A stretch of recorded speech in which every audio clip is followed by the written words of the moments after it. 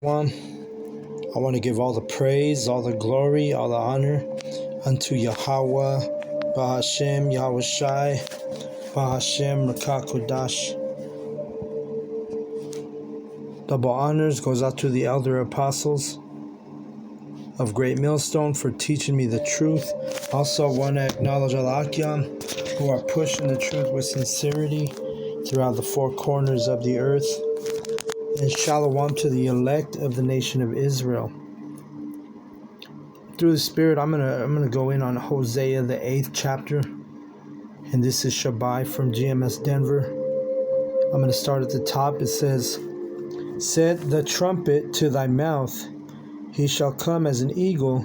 The house of Yahweh shall come as an eagle against the house of Yahweh, because they have transgressed my covenant and trespassed against my law." All right, so you got to understand that Yahweh, he always sends his mouth as his prophets. The trumpet is the warning sound. You know, the prophets right now are the blowing the trumpet as a warning, right? So it's been like this throughout all history. The Lord has reserved his prophets, and they've always been that trumpet. They've always been the mouth of Yahweh. All right? And what do? We prophesy against our own people because our people are wicked, the majority of them. You know, 2/3 of our people have wicked spirits. They're wicked by nature. They're wicked because Yahweh B'Shem Yahshai created them wicked.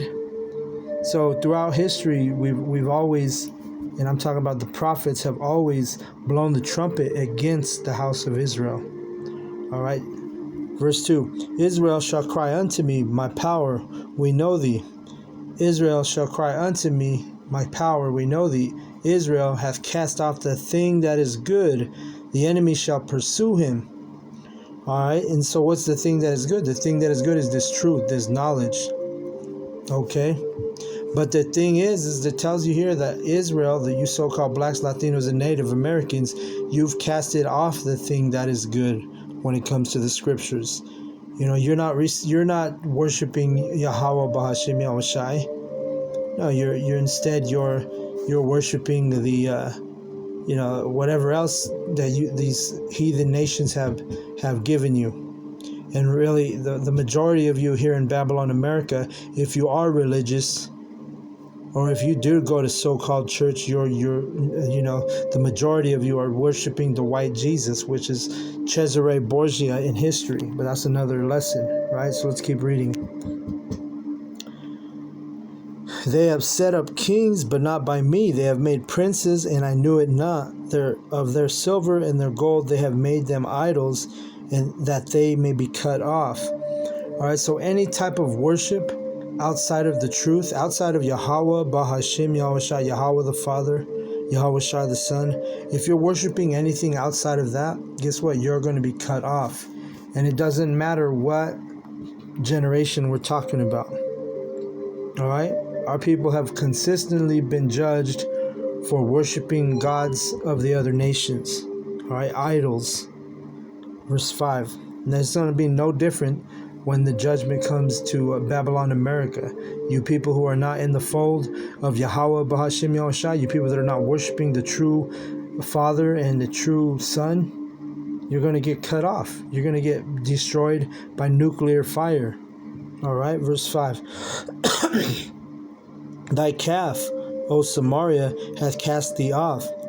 Mine anger is kindled against them. How long will it be ere they attain to innocency?" Right, and you people don't think that you're doing anything wrong. Just like, "O Samaria," that's dealing with the northern kingdom. Because if you know Hosea, the prophet Hosea was a northern kingdom king of Israel and prophet of Israel. All right, in the northern kingdom today are you what you call the so-called Latinos, Hispanics, Native Americans. That's the northern kingdom Israel. The southern kingdom is Benjamin, Levi, and Judah. All right, and I should have said Judah, Benjamin, and Levi because Judah is the head tribe. But this is Samaria is another word for northern kingdom. Okay, if you don't know, Jeroboam, who was the first king of the northern kingdom when Israel split, they set up the golden calf in Samaria, which Samaria is you can basically goes hand in hand with the northern kingdom. So this is how long will it be their heir they attain to innocency. Yeah, you think you're not doing bad. You're over there in the Catholic Church nowadays, here in Babylon, America. You're praying to graven images that are, in the images of so-called white people. The Mary, Guadalupe. They call her Guadalupe in Issachar, the so-called Mexican church. Our Lady of Guadalupe. See, so you're worshiping Mary, which that's not. You're only to worship Yahweh B'Shem Yahushai. You're going to get cut off.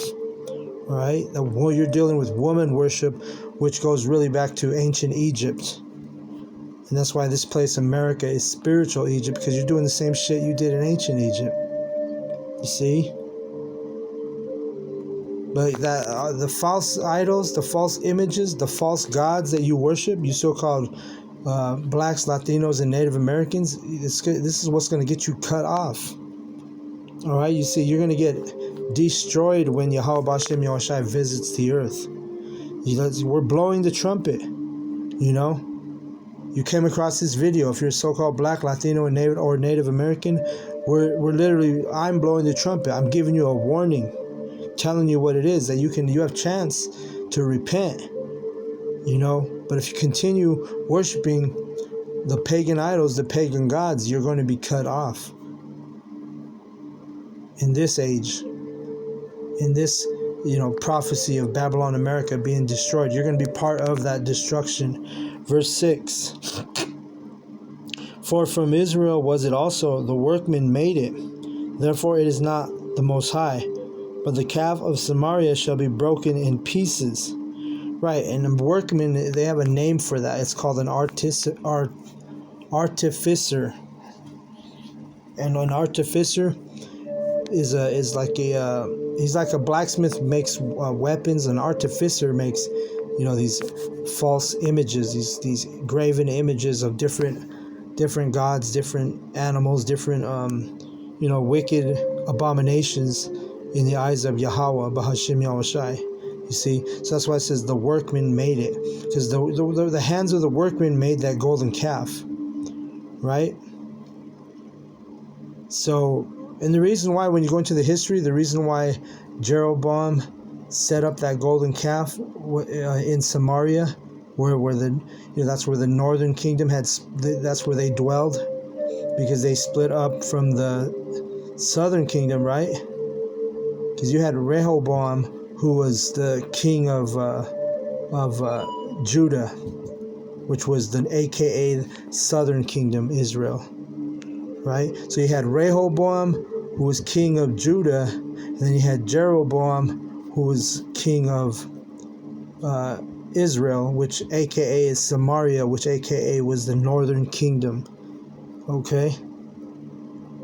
And Jeroboam set up that golden calf so that, because the tradition of the Israelites was to go to Jerusalem and worship once a year, right? And so he set up that golden calf because he feared that if the Israelites kept the tradition and went to the Jerusalem, that he would lose those people. He would lose that part of his population, so to speak. So that's why that was his excuse to set up a golden calf, which, it was even more wicked than just letting them do the tradition that they're supposed to keep. So in history, you've even had our own people, even the tribes have, kept you from keeping the laws. All right? But that was the reason why he set up that golden calf in Samaria. Because he didn't want the Israelites going to, Jerusalem, where Judah was dwelling. The southern kingdom was dwelling in Judah, so that that he didn't want those northern kingdom Israelites going to keep that tradition and being with their brothers of the southern kingdom. So let's keep reading.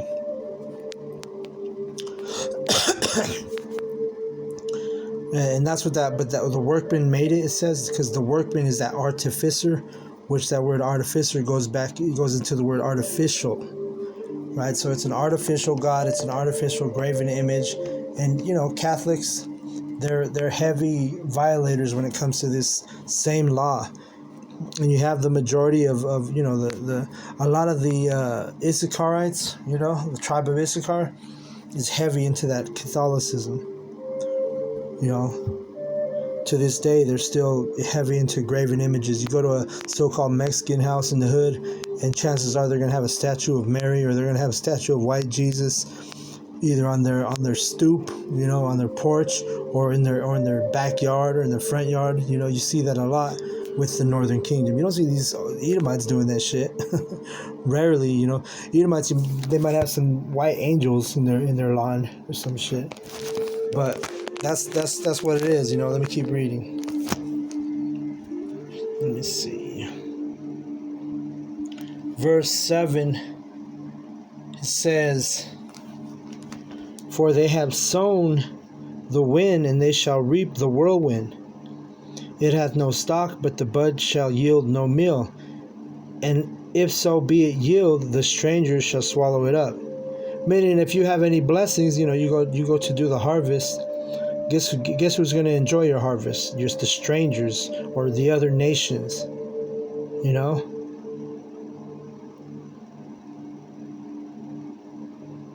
So that's what's going to happen.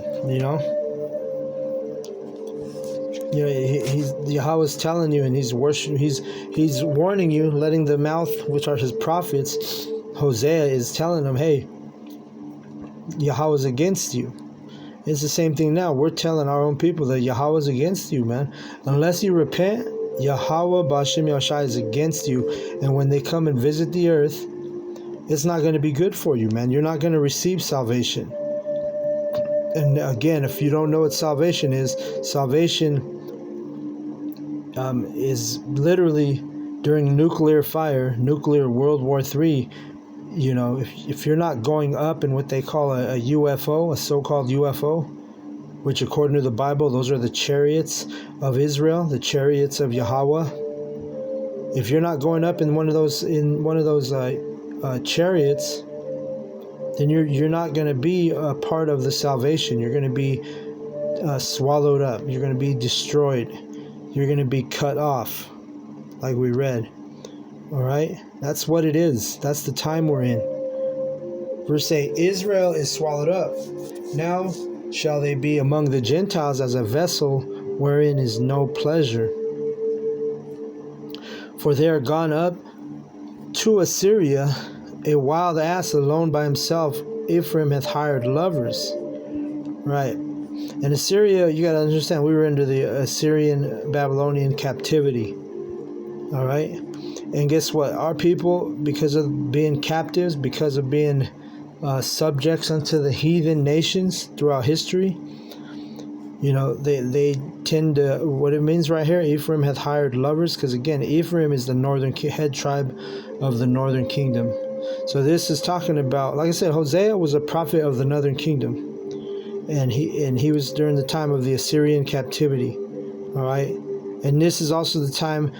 This captivity is, Hosea was also the time where the Israelites journeyed to Arsareth, which would be later known as the Americas, right?